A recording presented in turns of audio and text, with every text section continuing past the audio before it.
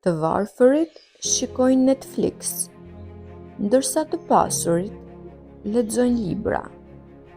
Të varfërit duan të jetojnë në qytet, ndërsa të pasurit blejnë ferma në fshat. Të varfërit ndërrojnë makina të shpejta, ndërsa të pasurit krenohen me kuajt e tyre. Të varfërit blejnë iPhone-in e fundit, ndërsa të pasurit investojnë në aksionet e Apple. E njëjta botë, mendësi të ndryshme. Kjo është ajo që i ndan të pasurit nga të varfërit.